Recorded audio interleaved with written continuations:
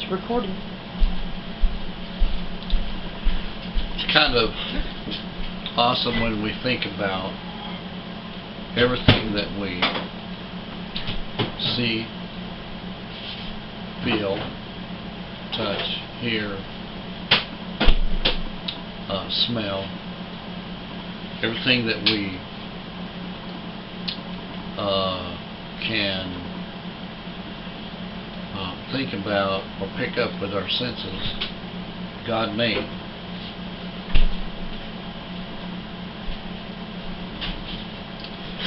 And He made the moon and the stars, and I mean everything. He just made it all. And no wonder some people have trouble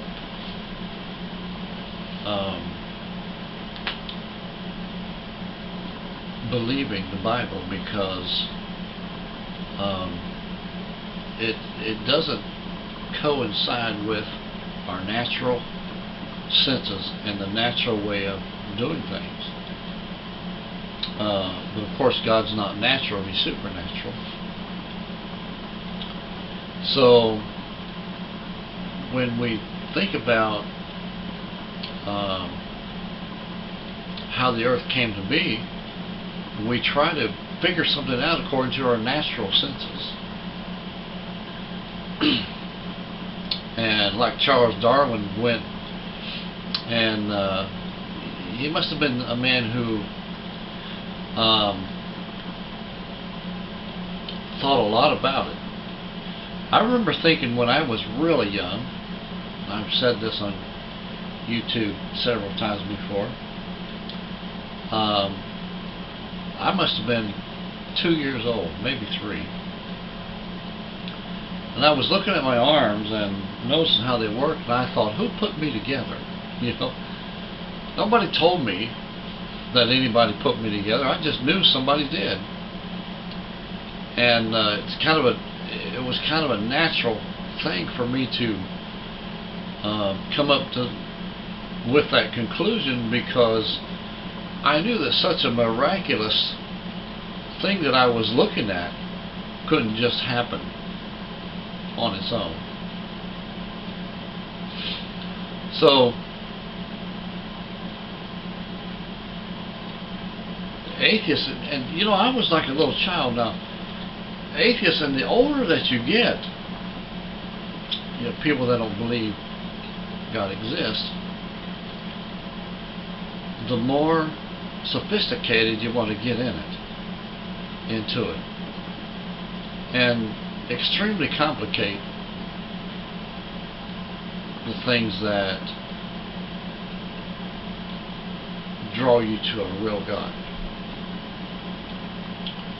Like, for instance, when the Lord sent Jesus in a supernatural fashion,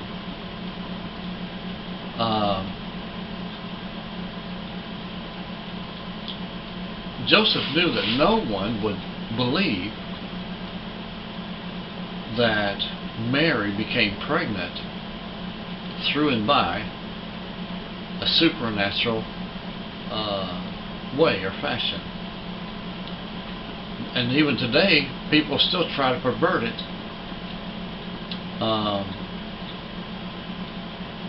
in the way that it really did happen. And I'm picking and choosing my words because of what I want to say is really important to Christmas.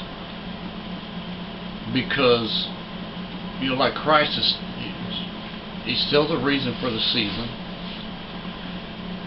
We have to look beyond the natural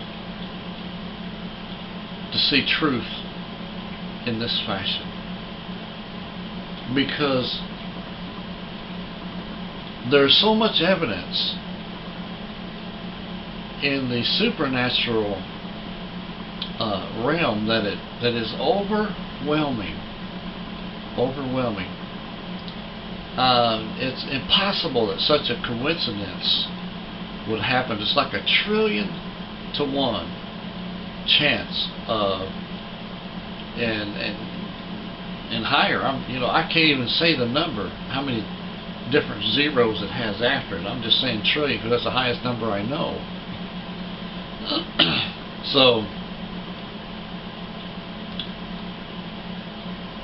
we have to look at the evidence of the supernatural world in order to see this.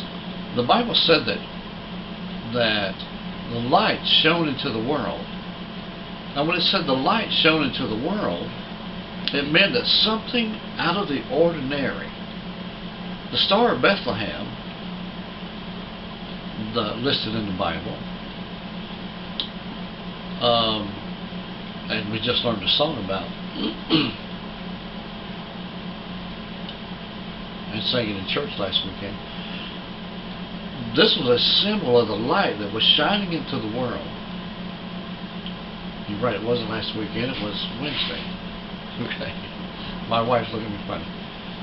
So, and of course Christ is this light. It came as an unnatural thing. It's not natural. Like the Bible tells us to pick up our cross. We have to deny our natural self, put it on that cross, and we have to pick up something that is not natural to us in order to gain salvation from a living source. All that we know dies, passes away, but this does not pass away. This is better than anything that we know. It's better than anything that we can sense with our natural ability, because Christ came that we might have life, and